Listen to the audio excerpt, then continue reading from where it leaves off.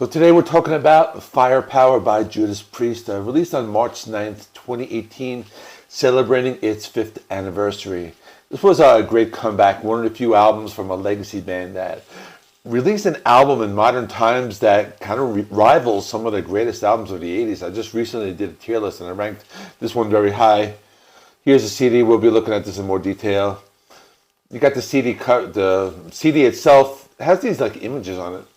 Pretty cool. Like, I don't know if like each image is supposed to represent a member of the band, but if you know that, let me know in the comments. And here's the cover. It's pretty cool because like I never really understood it, but now like looking at it closely, it looks like some kind of like a figure. You can see like the legs in the bottom, there's like two arms, and he has like a weapon on the shoulder and the head on the top. That's just my interpretation of it. So again, if you know, let me know. The CD booklet just includes lyrics, so I'll be like going through that as we go through the songs. So this was their 18th album, produced by Tom Allom, the first one he produced since Ram It Down, which is good because Ram It Down is not really a great album. I never liked that one. And Andy Sneap is co-producer. So, album takes off with Firepower, a really memorable guitar riff, a sound reminiscent of 80s Judas Priest.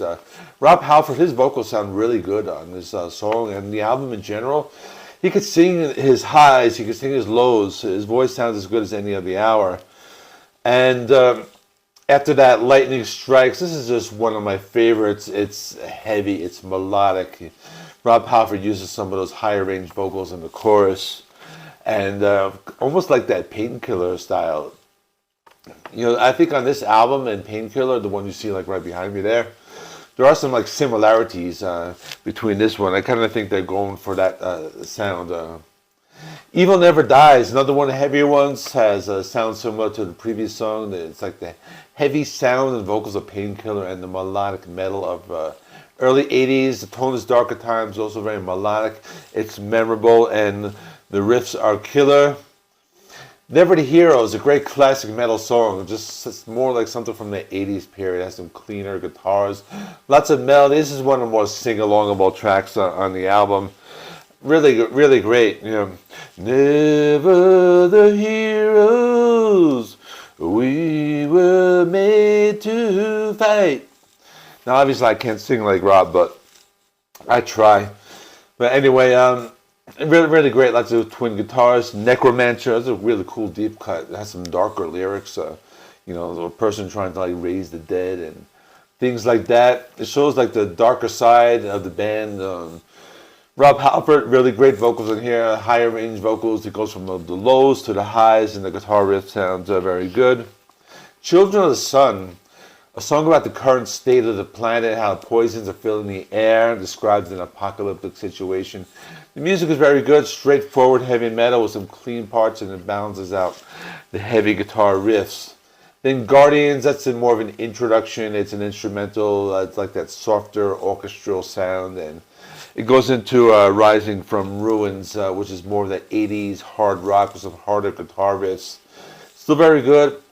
And just follows a string of great songs. Like, this album is solid all the way through. And, Flamethrower, this is just a throwback classic Judas Priest, like British Steel, Screaming for Vengeance. Heavy metal, it's a great song. The lyrics are like some type of like solar flare that's sending flames to Earth or killing everyone in sight, or maybe it's that like robotic creature on the cover. Maybe it's him like coming back and killing everyone. I don't know, that's my interpretation. And then Spectre. That's one of my favorites of the album. They have a music video for this one. It's just really great lyrics. I'm not even going to sing it because I'm just going to butcher it if I even attempt it. So I'll just stop here. But I like it. You got some spoken dialogue. And I like how they mentioned the word tyrant in the lyrics. Kind of reminded me of Sad Wings of Destiny. Traitor's Gate. This one kind of appears to be a ballad, but it's actually one of the fastest and heaviest songs. It kind of starts slow, it gets heavy. Really great vocal performance, some great screams in the songs. It's just classic metal. And No Surrender. Another one I love. It's very sing-alongable.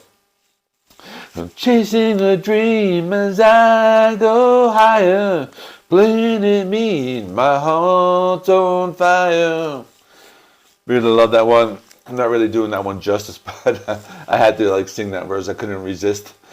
It's really good. It's more melodic rock. I like a lot. Lone Wolf. This one is a little different. It's a little slower, kind of like a Black Sabbath-y kind of thing. Actually, it reminds me a lot of Sad But True about Metallica, even like in the first verse, you know. It's like, hey, I'm the voice of your anger, or something like that. But that's just like some similarities. They has some pretty cool choir verses, and then last song, Sea of Red, final song, kind of has like a slow building Iron Maiden type of sound. It's a softer song. Rob gives a great vocal performance. Song's a slow builder. It kind of gets heavier as it progresses, but works as an album closer.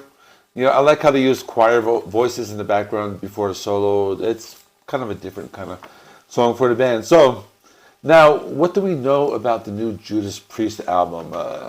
So according to Rob Halford, it's probably won't be released until 2024.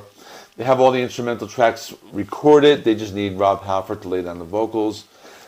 They're also on tour. I think they were going to tour with Ozzy, but then he retired, or maybe he didn't. That's kind of unclear. And it also appears Andy Sneap is going to produce the album, so that's always good. You know, he always has a really great sound. I know he was like dropped from touring, and then he was like brought back in right afterwards. That was kind of strange how they did that. And then, according to Richie Faulkner, he made some comments on this, and he said it's not going to be Firepower Part 2. It's going to be a little bit more of a progressive album. That kind of like worries me a little, because it might go in a direction of, like, I don't want another Nostradamus. But maybe it would be good. Maybe it'll be doing something more like what Iron Maiden's doing right now, which might disappoint some fans. But he also mentioned the album Killing Machine, like they're going for that kind of vibe. So I don't know. So if you know anything about the new album, let me know in the comments. If I said anything incorrect about anything I just said, let me know in the comments as well. And that's all. Thanks for watching. The weekend's coming up, new releases. Like, comment, subscribe. I do videos all the time, and see you in the next one.